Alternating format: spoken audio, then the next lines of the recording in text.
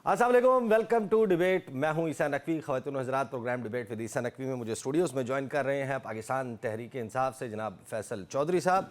पाकिस्तान मुस्लिम league Nawaz से मुझे join किया है इंजीनियर कमरुल इस्लाम साहब ने, मेंबर कौमी असम्बली हैं। साथ ही पाकिस्तान पीपल्स पार्टी की नुमाइंदगी आज हमारे टॉक शो में जनाब कादिर मंदोखेल साहब कर रहे हैं।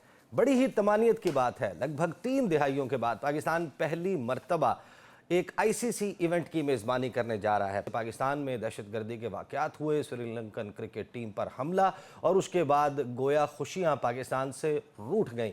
क्रिकेट क्रेज़ हुआ करता था, बुखार होता था जब पाकिस्तान में क्रिकेट इवेंट्स हुआ करते थे। लोग जौक दर जौक स्टेडियम्स का रुख करते थे और फिर हमारे स्टेडियम्स वीरान हो गए। खुशियां जैसे पाकिस्तान से रूठ गईं। फिर एक के बाद एक पाकिस्तान के सिक्योरिटी इदारों ने, पाकिस्तान की सक्सेसिव गवर्नमेंट्स ने इसके हवाले से एफर्ट्स किए और आज पाकिस्तान में एक मरतबा फिर रौनकें बहाल हो रही हैं। लेकिन पाकिस्तान की खुशियों को गहनाने की साजिशें भी साथ साथ चल रही हैं। गुज़श्ता रात आपने देखा होगा एक बहुत ही अंदोनाक वाक़या बलूचिस्तान से रिपोर्ट हुआ। बारखान से एक बस जो कि फैसलाबाद की तरफ आ रही थी, वहाँ से अब ये बात कन्फर्म हो चुकी है कि लोगों को शनाख्त के बाद बस से उतारा गया, उनके शनाख्ती कार्ड देखे गए और उसमें 7 लोगों को बहिमाना तरीके से बेदर्दी के साथ कत्ल कर दिया गया। अब यही जिम्मेदारी, जब हम ये कहते हैं कि क्रिकेट बहाल हो रही है, इवेंट हो रहा है, मोहसिन नकवी साहब चेयरमैन पीसीबी हैं, जाहिर है कि उनको भी क्रेडिट जाता है, लेकिन उनकी जो प्राइमरी रिस्पॉन्सिबिलिटी है वो पाकिस्तान की सिक्योरिटी है। वो वज़ीर दाखिला है और वज़ीर दाखिला जाहिर है कि अब एक दाखिला सूबाई सब्जेक्ट भी है, लेकिन जो वफाक में मौजूद वज़ीर दाखिला है उसकी अप्रोच, उसकी पॉलिसी बहुत मैटर करती है। आज से कुछ ही अरसा पहले बलूचिस्तान में जब इस किस्म के वाक़यात हो रहे थे तो मोहसिन नकवी साहब ने कहा था कि ये दहशतगर्द एक एसएचओ की मार हैं। क्या कहा था मोहसिन नकवी साहब ने, सुनिए। पूरी पाकिस्तानी कौम मुतलाशी है कि वो एक एसएचओ कहाँ है जिसकी मार थे ये दहशतगर्द। हुकूमत वक्त का फोकस क्यों नज़र नहीं आ रहा। गुज़श्ता रोज़ मेरे टॉक शो में सेनेटर कामरान मुर्सा साहब मौजूद थे और उन्होंने जो मंजर कशी की है इस वक्त खैबर पख्तूनख्वा और बलूचिस्तान की, ज़रा सुनिए क्या हमारे हुक्मरान इस बात से आगाह हैं कि इन 2 सूबों में रहने वाले अवामी नुमाइंदे इन 2 सूबों की क्या मंजर कशी कर रहे हैं, सुनिए। मैं दो सूबों में जो है वो आपको जो है चैलेंज करता हूं कि आपके जो सो कॉल्ड इलेक्टेड लोग हैं वो बगैर सिक्योरिटी के चले जाएं, रोड से चले जाएं, उनको टाइम जो है शाम का बता दीजिए और वो ट्रेवल करके बताएं। अगर वो ट्रेवल कर गए और बच के आ गए तो फिर उसके बाद जो है ना फिर आप जो है ना वो दूसरे फॉरेनर्स को कहिए लाइए या इन्वेस्टमेंट। आप आपके अपने घर के लोग यहाँ पे इन्वेस्ट नहीं कर रहे, आपके अपने बच्चे, आपके अपने लोग जो है ना आप खुद यहाँ से सरमाया हर रोज निकाल के लेके जा रहे हैं। ये आप पे इल्जाम हैं। जब आप खुद जो है ना, मैं पैसे यहाँ नहीं लगाता, मेरे बच्चे जो है ना बाहर जाके रहते हैं, जो इस मुल्क के शहरी नहीं है, वो इन्वेस्टमेंट यहाँ पे लाएंगे।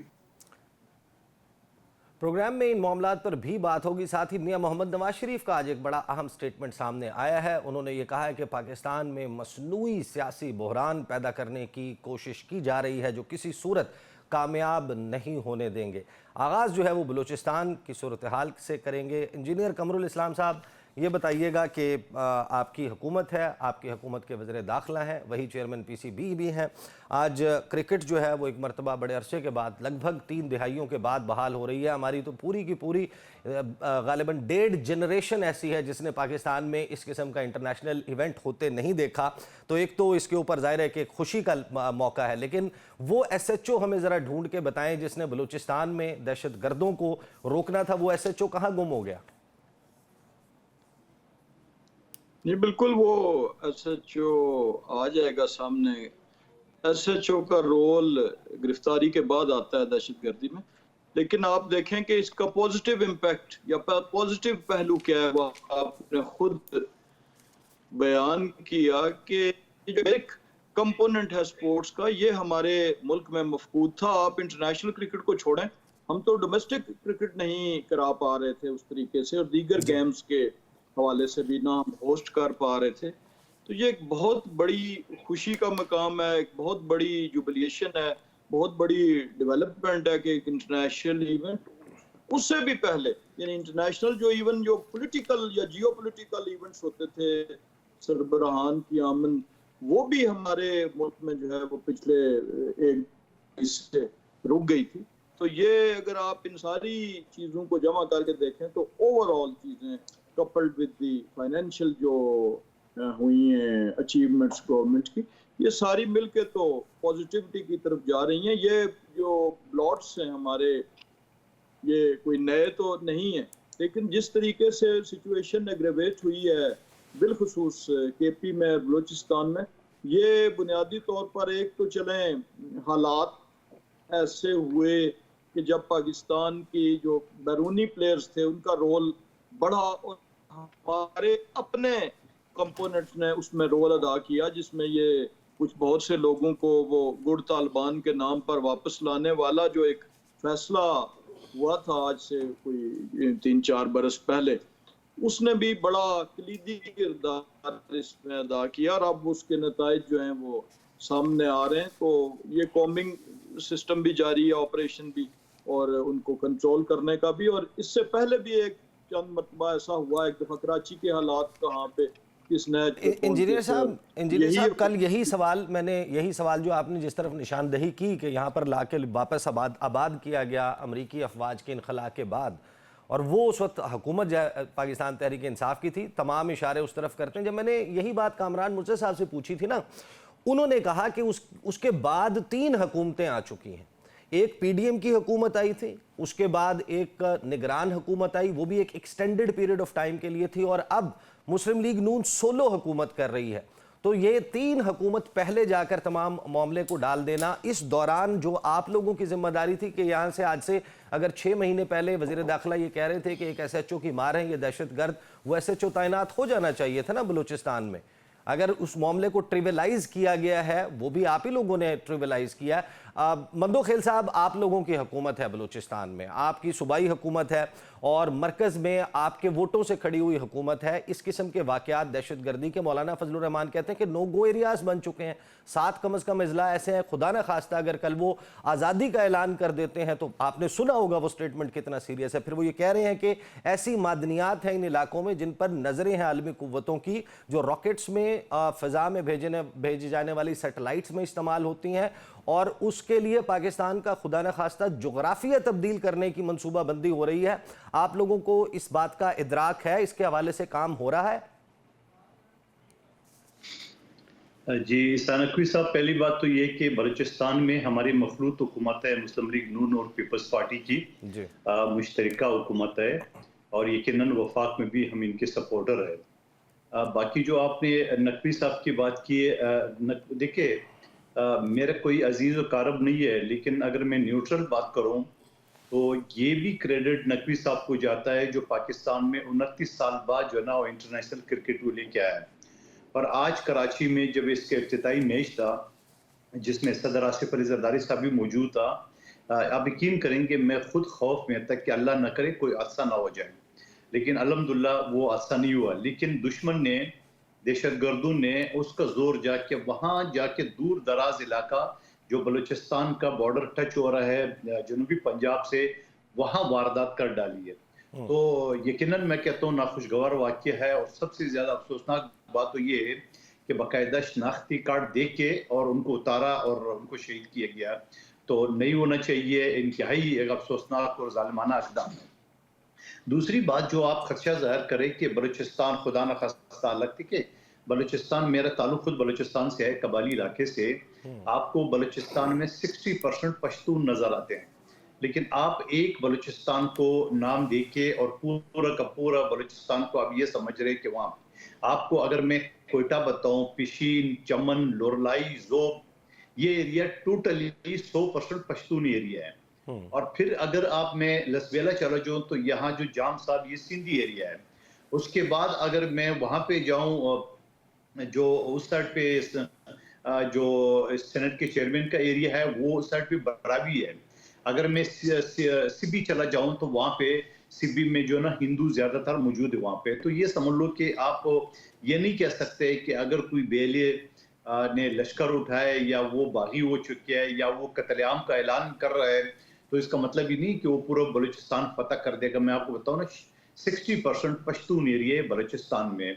तो मैं ये समझ रहा हूँ यकीनन बाकी एरिया में भी नहीं होना चाहिए, जो बलोच एरिया है उसमें भी नहीं होना चाहिए। लेकिन सवाल ये है कि ये सारी चीज़ें, मुझे एक चीज़ आप भी जवाब दे दे और कमर इस्लाम साहब भी दे दे, खुद फैसल चौधरी साहब इसका जवाब दे दे ये जो पीटीआई की हुकूमत खत्म हो गई है, ये अचानक बीएलए, टीटीपी, ये सारे दहशतगर्दों ने सर क्यों उठा लिया? क्या ये कोई जवाब है किसी के पास इनका? ये पहले तो ठीक ठाक चल रहा था। मैं इल्जाम नहीं लगा रहा हूँ पीटीआई पे। आप ये कह रहे हैं कि जब इनकी हुकूमत थी तो दहशतगर्द बाज आ गए थे, रुक गए थे इनके एहतराम में, और जब इनकी हुकूमत ख़त्म हो गई तो ये इनके साथ मिलकर सियासी अदम इस्तेहकाम और पाकिस्तान के अमन को ख़राब कर रहे हैं, ये आप कह रहे हैं? That's very serious. बिल्कुल, न सिर्फ ये कह रहा हूँ, बल्कि जनरल फेज गैंगस्टर ने 3,500 दहशतगर्दों को एनआरओ के नाम पे उसको आज़ाद भी कर दिया। वो जो बन्नू जेल टूटा नहीं बल्कि दरवाजे खोल के उनको भी आज़ाद कर दिए, वो अलग है और बाकी चीजें अलग है। तो ये सारी चीजें को आप एक उसमें नजर से ना देखें, अलग अलग उसका अपना एक सूरत हाल है। अगर आज मैं करम एजेंसी का या करम जिले की बात कर रहा हूँ, जो तोपों और टैंकों के साए में राशन लेके जाता है और उसमें भी फायरिंग हो जाती है। ऐसा तो गजा में भी हमने नहीं देखा, जो वहाँ राशन जाता है हमने तो नहीं सुना आज तक टेलीविजन में कि उसमें फायरिंग हुई, लेकिन यहाँ खैबर पख्तूनख्वा के एक जिले के अंदर तोपों के साए में भी फायरिंग हो जाती है। मैं इस पे जवाब ले लूँ, मैं इस पे फैसल चौधरी साहब से जवाब ले लूँ। फैसल चौधरी साहब, एक तो आपने सुना वो कह रहे हैं कि दहशतगर्द जो है वो आप लोगों का कोई कोलैबोरेशन चल रहा है दहशतगर्दों के साथ, उसके ऊपर बताएं। दूसरा, आज आप मोहसिन नकवी साहब की पाकिस्तान में आईसीसी चैंपियंस ट्रॉफी का आगाज़ हो गया, आप उस पर तारीफ़ करेंगे या ये जो इंसिडेंट है इसके ऊपर बलूचिस्तान में जिस तरीके से वाक़या पेश आया वो SHO आप भी ढूंढ रहे हैं? कादर मंदोखेल मेरा भाई है, मेरा बड़ा एहतराम है, लेकिन खुदा का शुक्र है इसको अपनी पार्टी में और बार को सीरियस नहीं लेता। ये जो बात कर रहे हैं उसमें इसलिए रब्त नहीं है कि कादर मंदोखेल साहब की जो खारजा पॉलिसी थी ना बिलावल जरदारी साहब की, वो नाकाम हो गई। टीटीपी का मसला जो है वो कंट्रोल नहीं हो सकता सरहद पार दहशत गर्दी का जब तक आप तालिबान के साथ इन्वॉल्व नहीं होंगे। और जब ये तालिबान के साथ अपने मामलात मुनक़ते कर रहे थे, कतर में तालिबान और अमेरिका अफ़गानिस्तान में दाइश के ख़िलाफ़ इत्तेहाद कर रहे थे 20 साल जंग के बाद। ये जो बात की इन्होंने कि जी वो वहाँ से आए तालिबान और उनको आबाद किया गया, ये भी प्रोपेगेंडा है। आपको पता है वेस्टर्न बॉर्डर के मामला जो हैं, अगर ये कहना चाह रहे हैं कि एस्टेब्लिशमेंट का उसमें कोई किरदार नहीं था आज भी और उस वक़्त की एस्टेब्लिशमेंट का भी, तो मेरे ख्याल में फिर दोनों को सियासत का सबक, पाकिस्तानी सियासत के सबक तो दोबारा लेने की जरूरत है। नहीं, उन्होंने तो उस वक्त के DJI का नाम मैं अर्ज कर रहा हूँ ना, उन्होंने कहा कि वो शामिल थे। नहीं, वो हुआ ये था कि मैं ये कादर साहब भी पूछ लेंगे, उसी बेल्ट से ताल्लुक़ रखते हैं। हुआ ये था कि ये तजवीज़ आई थी, इमरान खान साहब ने एक इंटरव्यू में कह दिया कि हाँ ये होना चाहिए, लेकिन उसमें फिर जब काबीना में उस वक़्त के फाटा के अरकान और नूरुल्लाह कादरी साहब, मुराद सईद साहब ये आए और कुछ और पख्तून रहनुमा, तो उन्होंने वहाँ पे कहा कि भाई ये तो फ़खौर जो है हम हो जाएंगे, और ये अगर वहाँ पे आबाद हुए, ये इस तरह से ही है जैसे पार्टीशन में 1947 से पहले जो लोग बॉर्डर पार चले गए, आप उनको कहें कि आके आप इधर अपनी जायदादें ले लें। तो ये उसके बाद जनरल फैज़ का ट्रांसफ़र हो गया, तो ये तजवीज़ कभी मुंडे चढ़े ही नहीं। अभी आप ये कहते हैं कि 2021 अगस्त की 29-30 तारीख को इनखला मुकम्मल हुआ था, अक्टूबर में I think he was posted out, और हुकूमत खान साहब की ख़त्म हो गई थी अप्रैल 2022। और एग्जीक्यूशन ये जो आबादकारी की है, इसमें कुछ मीटिंग्स राना सनाउल्लाह साहब की ब्रीफिंग भी याद है, वो नहीं है, फिर बाद में जुलाई अगस्त में हुआ था। एक ब्रीफिंग थी जिसमें मैंने, मुझे याद पड़ता है एग्जैक्टली कि उन्होंने कहा कि ऐसी कोई बात नहीं हुई। एनीवेज, बात ये है कि ये जो टेररिज्म का फिनोमेना है ना, ये 2-4 इसकी वजूहात हैं। अब सुन लें, पहली वजह ये है कि आप अक़लियत को अक्सरियत पे आपने इम्पोज किया, जिसकी वजह से लोग आपके साथ नहीं हैं। आप KP और बलूचिस्तान में, ये मेरे इल्ज़ामात सिर्फ नहीं हैं, ये मौलाना फजल रहमान साहब और महमूद खान चकज़ई ने कहा कि वहाँ पे इलेक्शन की लूट सेल की गई। उन्होंने कहा इलेक्शन नहीं था, ऑक्शन था। ठीक है, जब आप वहाँ के मुंतखब नुमाइंदों को नहीं इक़्तिदार देंगे, अवाम में रिजेंटमेंट तो होगी, जैसे पंजाब में भी है, जहाँ पूरे पाकिस्तान में है। अब आपने वहाँ पे इम्पोज किया हुआ है एक सूडो किस्म का, एक आर्टिफिशियल हाइब्रिड किस्म का निज़ाम, और वहाँ पे लोगों की असल रिप्रेजेंटेशन है नहीं। जब तक लोगों की असल रिप्रेजेंटेशन नहीं होगी ईसा, तो ये जो, और उसके साथ साथ आपने तमाम इदारों को पीटीआई क्रश करने पर लगाया हुआ है, जो उनकी असल ड्यूटी है, जो सरहद दहशतगर्दी से, उससे ना पुलिस निपट रही है, ना एजेंसीज निपट रही हैं, ना उस पर मामलात हैं बॉर्डर के ऊपर। मुझे एक सिर्फ देखिए ना, एक वाइडर मैं बात करता हूँ। हम तालिबान के साथ अफगान जहाद हम 1979 से शुरू हुए, ठीक है। जब ये सारा मामला ख़त्म हो गया, अमेरिका और तालिबान कतर में बैठे आपस में डील कर रहे हैं और हम उनके खिलाफ भी हो गए। उससे पहले करजाई हुकूमत थी, वो भी हमारे खिलाफ थी। उससे पहले वो क्या नाम था, गनी साहब की हुकूमत, वो भी हमारे खिलाफ थी। वो जो ये तो खुद समझ में आती है। अब हमारा तालिबान जो वेस्टर्न बॉर्डर है, उस पर हमारी पॉलिसी है क्या? इस आगडार नाकाम, एक दफ़ा बिलावल भुट्टो नहीं गए। और जब ये तालिबान टेक ओवर हुआ तो आपको पता है शाह महमूद कुरैशी साहब वहाँ पे गए थे। मुझे ब्रेक पर जाना है। And let me tell you, foreign office में पहली जो हमारी मुलाकात हुई थी बिलावल भुट्टो ज़रदारी के वज़ीर ख़ारजा बनने के बाद, तो बिलावल ने हमारे साथ गुफ्तगू करते हुए, आई वॉज देयर, उन्होंने ये कहा था कि ये जो तालिबान है ये मेरी माँ के कातिल हैं। Do you really think I am going to visit Kabul, I am going to visit Afghanistan? ये बड़ा सीरियस है। आप अब किसी जमात के नहीं बल्कि इस मुल्क के वज़ीर ख़ारजा थे, आपको गालिबन जाना चाहिए था, बल्कि यकीनन जाना चाहिए था। ब्रेक लेंगे, ब्रेक के बाद गुफ्तगू का सिलसिला जारी रहेगा। Welcome back after the break. Pakistan में आज आप किसी से भी बात करें, लोग कहते हैं कि सियासी अदम इस्तेहकाम सबसे बड़ा मसला है और वो जुड़ा हुआ है पाकिस्तान के मौशी अदम इस्तेहकाम से। लेकिन आज बड़ी हैरान कुन स्टेटमेंट आई है नवाज शरीफ साहब की, जिन्होंने कहा है कि मसनूई सियासी बहरान पैदा करने की किसी कोशिश को कामयाब नहीं होने दिया जाएगा। इंजीनियर साहब ये बताएं कि आपकी जमात वाकई ये समझती है कि कोई पॉलिटिकल इस वक्त बहरान नहीं है पाकिस्तान में, अदम इस्तेहकाम पैदा करने की सिर्फ कोशिश है जो हो रही है, जिसको आप लोग कामयाब नहीं होने देंगे? Is it that simple? जी ये बिल्कुल 2 जमा 2 4 है कि आप देखें कि अभी इस वक्त जो आज की तारीख में एज वी स्पीक कि कौन सी ऐसी ज़रूरत आ पड़ी है कि जो जनाब हम रमज़ान के बाद जो है वो ईद के बाद तहरीक चलाएंगे और फिर पूरी तवानाइयों से आएंगे। और ये उनका इशारा इसी तरफ था कि जब कोई बहरान हकीकी मौजूद नहीं है, पार्लियामेंट इंटैक्ट है, अदारे इंटैक्ट हैं, हर चीज़ उसी कानून और आइन के मुताबिक चल रही है, तो उसमें फिर चाय की प्याली में तूफान बर्पा करने की कोशिश करना, बैरूनी ममालिक में जाकर पाकिस्तान को बदनाम करना, वहाँ ये तासुर देना, पेड आर्टिकल्स लिखवाना इंटरनेशनल प्रेस में और ये तासुर देना कि खुदा न ख्वास्ता पाकिस्तान में कोई क़यामत आ गई है। वो बात दुरुस्त है कि एक महंगाई का एक तूफान था, ये बात दुरुस्त है कि हमारा सूद की जो शरह थी वो आसमान से बातें कर रही थी, 22-23% से आज 12% पे आ गई है। ये बात दुरुस्त है कि रेमिटेंस कम थी, बैलेंस ऑफ पेमेंट ख़राब था, लेकिन वो माजी का किस्सा है। अभी आज की तारीख में वो सारी चीज़ें जब दूर हो रही हैं और होने के करीब हैं मसाइल, और हम अब आगे की तरफ जा रहे हैं, अब हम ग्रोथ पे सोच रहे हैं, बुनियादी मसाइल, और उससे बाहर आने के बाद तो फिर ये जुमला बिल्कुल इस सूरत हाल में फिट बैठता है कि जी मसनूई तौर पे बहरान पैदा करने की कोशिश।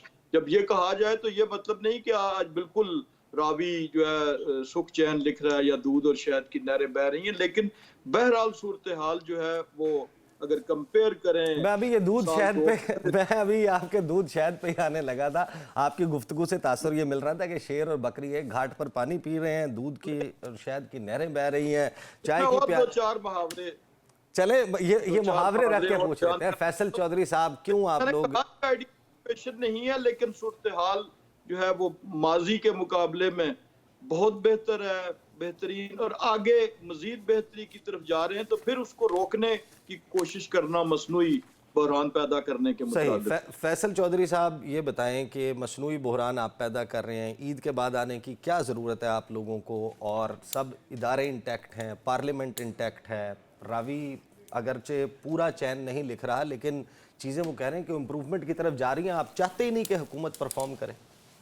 नहीं, हम चाहते हैं कि आप हुकूमत पहले वोट ले, हुकूमत पहले अवाम से मैंडेट ले, और हुकूमत अपना जो पॉलिटिकल लेजिटिमेसी का क्राइसिस है ना उसको ओवरकम करे।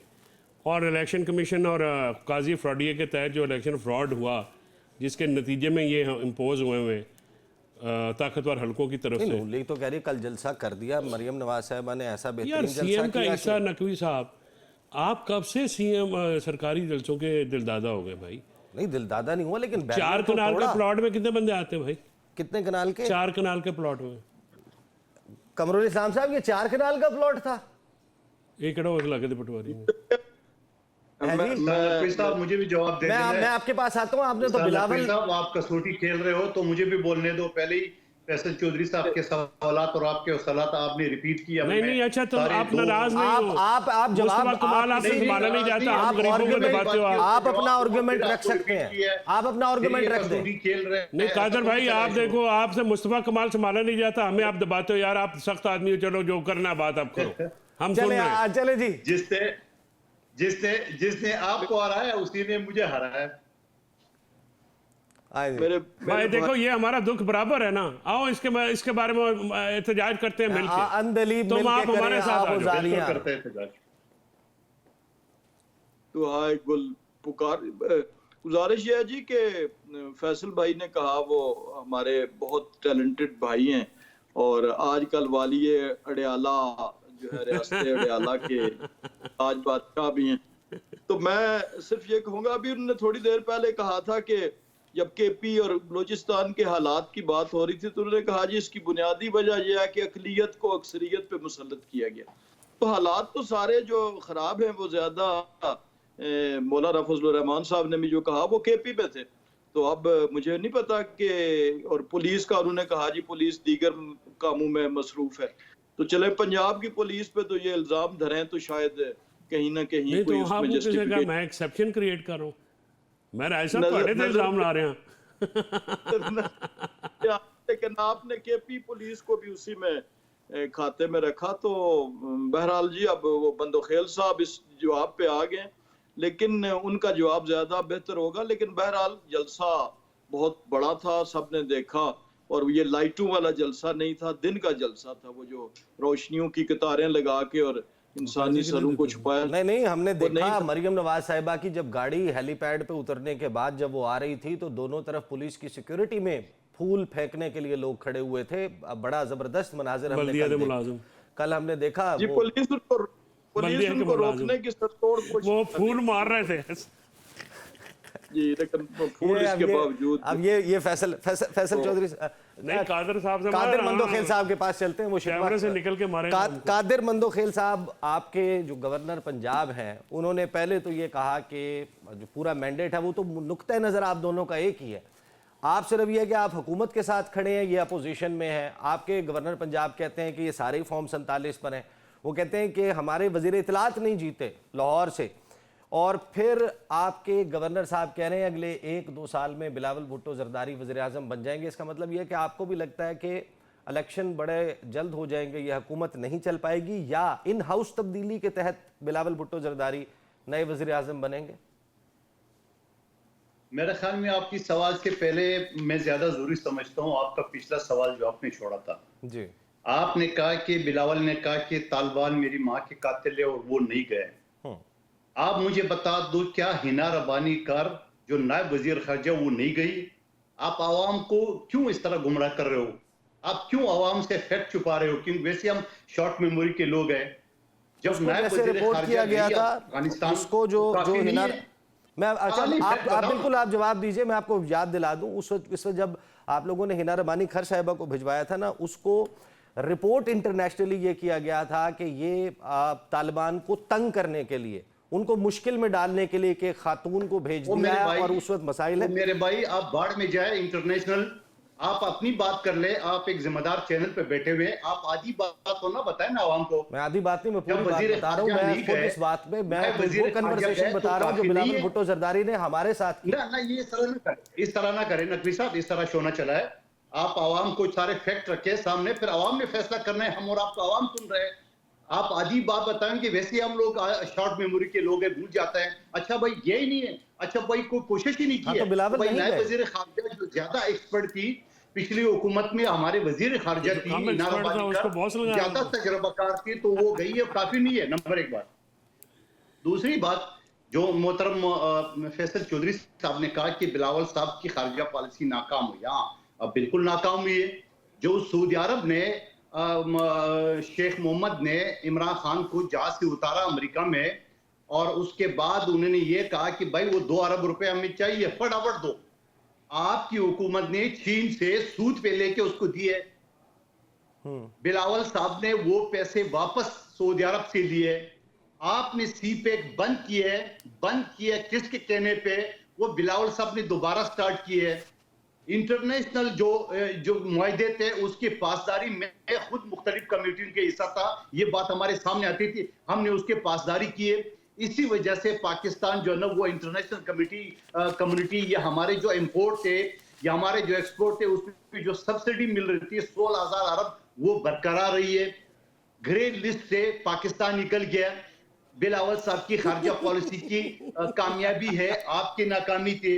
उसके बाद आपने ये कहा कि आपने मेरे पिछले सवाल का तो जवाब दे दिया, तस्दीक कर दिया है कि जैसे ही इमरान खान साहब की हुकूमत खत्म हुई कि दहशतगर्दों ने सर उठा लिया है, BLA भी उठ गई, TTP भी उठ गई है।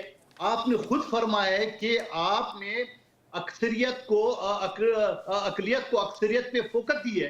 अवाम नाराज है। अवाम तो नहीं नाराज हुए, तो दहशतगर्द नाराज हुए।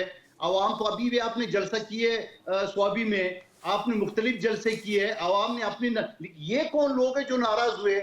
ये कौन लोग जो बसों से शनाख्ती कार्ड दे के कत्ल करे? ये कौन लोग हैं जो मुतासरीन को राशन भी नहीं जाने दे रहे? ये कौन लोग हैं जिसने जेल के दरवाजे खोल के दहशतगर्द के हवाले किए? तो ये सारी चीजें अच्छा, चौधरी साहब अपने वक्त भी याद रखें। मैं आपके पास वापस आता हूं। मुझे ब्रेक पे जाना है। कादिर मंदोखेल साहब प्लीज आप रुकिए, ब्रेक से वापस आएंगे, गुफ्तगू का सिलसिला जारी रहेगा। Welcome back after the break. Faisal Chaudhry sahab, आपने सुना कादिर मंदोखेल कह रहे हैं कि बड़ी बेहतरीन खारजा पॉलिसी थी बिलावल भुट्टो जरदारी की, FATF से पाकिस्तान को निकाला, आप लोगों ने CPEC बंद कर दिया था, उन्होंने CPEC बहाल कर दिया, और बाकी शुक्र है कादिर मंदोखेल ने 1947 का वाक़या बिलावल साहब के खाते में नहीं डाला। FATF जो है वो भाईजान एक जवाब लेते हैं सर कॉन्टिन्यूअस एक एफर्ट थी। कादर भाई खुदा के लिए वो लिस्ट जो वो ना उसको बाइफरकेट कर लो। इशू सर ये है, बड़ी सिंपल सी बात है। आप यहाँ से उतरें या पारा में, राजा बाज़ार में, सारों से पूछ लें, ज़िंदगी आसान है, ये सहल है आज से पहले से ये मुश्किल है। सफ़ेद पोश तबका कहाँ पे है, किसान कहाँ पे है, ताजर कहाँ पे है, मज़दूर क्या हैं, स्टूडेंट्स की हालात क्या हो गए।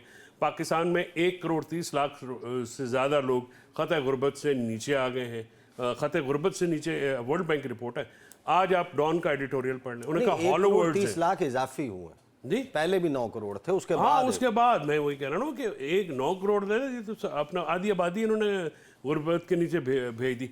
इनकी इकॉनमी, राय साहब सही कह रहे हैं, इनकी इकॉनमी ठीक है, मुल्क की बर्बाद है। और ये ठीक होने जा रही है, इनकी इकॉनमी ठीक होने जा रही है, मुल्क की बर्बाद है। मुल्क में तो मुआशी जमूद है। नून लीग की इकॉनमी की बात कर, हुकूमत की आप देखें ना, कादर भाई बड़े मासूम आदमी है ना, तो एक तो इनकी सीट छीन ली इन्हीं की पार्टी ने मिलके, दूसरी पार्टी से मिलके मुस्तफा कमाल अभी इनके पड़े हुए साइड पे वोट दिखाएगा अभी आपको जो इनके वोट हैं। बात यह है कि ये फैंसी होते हैं ना कादर भाई, इस्तीफे दे दो, आ जाओ अवाम में चलते हैं, आप भी चलें हम भी चलें, एक fair and free election independent election commission के नीचे आप करें और हम और आप साथ चलते हैं। हम जो एक जमहूरियत पे यकीन रखने वाली आपकी पार्टी थी कभी दौर में, अब तो बी टीम बन गई इस्टेब्लिशमेंट की। पहले कभी बेनज़ीर भुट्टो शहीद का, जुल्फ़िकार अली भुट्टो शहीद का नज़रिया चलता था, अब तो फारग हो गया।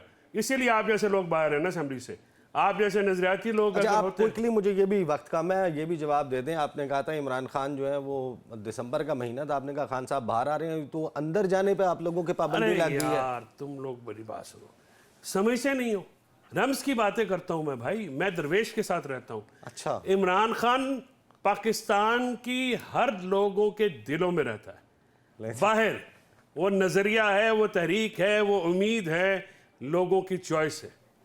आप तो वो नजरिए के तौर पे, वो उम्मीद के तौर पे अवाम में रहेंगे, लेकिन फिजिकली वो अडियाला जेल रहेंगे। मुझे ये बताएं, ये कह रहे हैं कभी भी मैं ये सवाल सुन लें, वो आप कह रहे हैं कि वो नजरिया है, वो सोच है, वो फिक्र है, वो फलसफा है, वो अवाम की मुस्कुराहट में झलकता है, वो मौजूद है, लेकिन फिजिकली वो अडियाला जेल में है। मरीम नवाज कहती हैं मेरे पास हमने रखा हुआ है। तो वो फिजिकली वहीं रहेंगे और आप लोग भी नहीं जाके मिल सकेंगे। बात यह है कि हम उनसे मिल सके ना मिल सकें, तुम नज़रिए को, तहरीक को, फ़िक्र को बुलंदबाला इमारतों में कैद नहीं कर सकते। तुम एक उम्मीद को कभी भी जेलों की दीवारें जो हैं वो कैद नहीं कर सकी। वो उम्मीद पाकिस्तान के करिए कोने कोने हर जगह फैली छेड़ हुई रहे है। हैं दोनों दीगर नहीं, मैं पार्टिसिपेंट्स इनको सच्चाई का सामना करवा रहा हूँ। आज एक इंडिपेंडेंट, इन्होंने 2.5 साल हो गए, इन्होंने हमारी पार्टी के साथ कौन सा जुल्म नहीं किया, ठीक है। मकबूजा कश्मीर जैसे जुल्म इन्होंने अप्रोच हमारे साथ रखी है। आज भी एक इंडिपेंडेंट इलेक्शन ये जीत गए। आप मुझे बताएं, ये अब राजा साहब हैं, ये मुझे जवाब अपने एक सेंटेंस कह के राजा साहब हैं, ये मुझे मीनार पाकिस्तान का NOC लेके दे और कादिर मंदोखेल मुझे मज़ार कायद का। अगर वो सिर्फ PTI के वर्कर्स ना भर दें तो आप बात कीजिए, मेरा चैलेंज है। सही। अच्छा, खान साहब जो है वो फिजिकली जो है वो जेल में हो बेशक, लेकिन वो फैसल चौधरी साहब के मुताबिक नज़रिए के तौर पर अवाम में ज़िंदा है। अब वो फिजिकली बाहर आते हैं या नहीं, ये तो अब जाहिर है कि ये इंतज़ार की बात है। मंदोखेल साहब, आपने जवाब नहीं दिया। आपसे मैंने पूछा कि बिलावल भुट्टो जरदारी, आप लोग दावा कर रहे हैं वज़ीर आज़म बनेंगे 1-2 साल में, ये इन हाउस चेंज होगी या फ्रेश इलेक्शन की तरफ जाएगा ये मुल्क? जी बिल्कुल, पिछला जवाब लंबा हो गया, इस वजह से आपका सवाल ये वाला रह गया।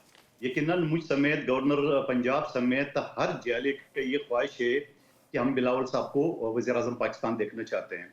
और आपको ये भी याद दिलाऊं कि हम किसी खुशी से मुस्लिम लीग नून का साथ नहीं दिया, हमने इंतहाई मजबूरी में दिया। वो मजबूरी ये थी, जब 8 फरवरी का इलेक्शन हुआ तो खुर्शीद शाह साहब ने फैसल चौधरी साहब की पार्टी को ऑफर की है कि भाई आप गैर मशरूत तौर पे, आप सबसे बड़ी पार्टी है या ग्रुप है या आज़ाद है, जो भी है, तो आपको हक है, आप बना लें, हम आपको अनकंडीशनली सपोर्ट करते हैं।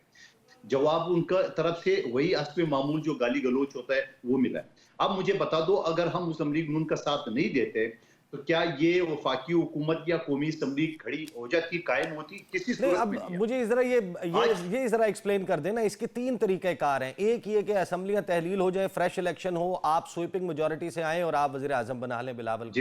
दूसरा ये है कि नून लीग जो है वो अपना वज़ीर आज़म उतार दे, आप लोगों को वोट दे के बिलावल को वज़ीर आज़म बनवा दे।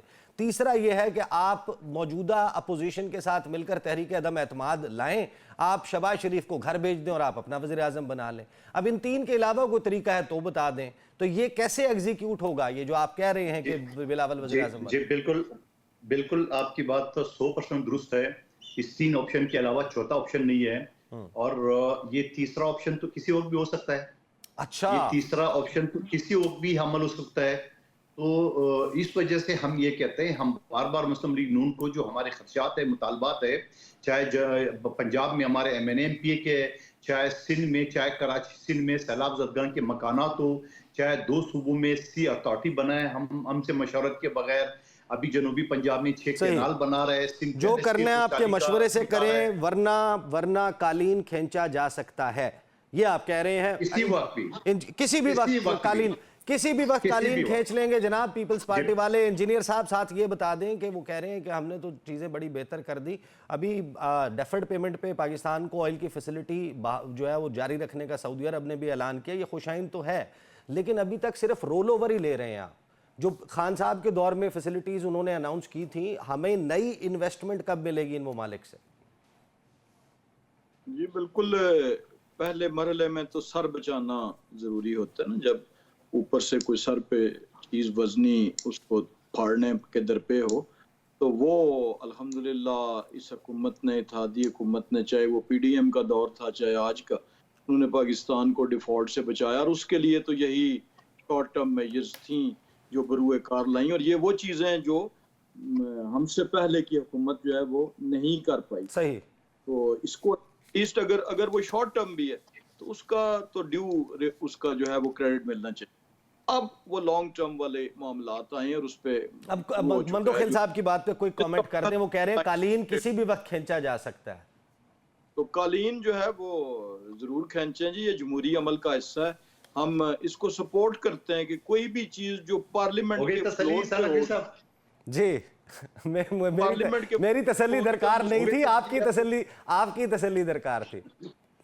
हम उसे सेकंड करेंगे, लेकिन सबसे ज्यादा लुत्फ भाई फैसल साहब के जुमलों में आया उस तसव्वुराती मिथ को उस परचम को कि जो लीडर की अदम मौजूदगी में, यानी अगर लीडर को आप जो है वो माहौल तो बना दिया ना उन्होंने। मैं आपके चेहरे पे भी मुस्कुराहट देख रहा था, मैं आपके चेहरे पे भी मुस्कुराहट देख रहा था, कादिर मंदोखेल साहब भी जेरे लब मुस्कुरा रहे थे। माहौल तो फैसल चौधरी ने बना दिया था ना।